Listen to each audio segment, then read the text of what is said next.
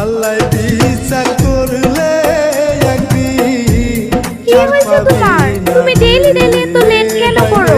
আমি তোমার জন্য 1 ঘন্টা করে অপেক্ষা করে থাকি। আমার বাবা আমার বিয়ে বড়লোক ছেলের সাথে ঠিক করেছে। তুমি জানি নেক্সট আমার সাথে দেখা করার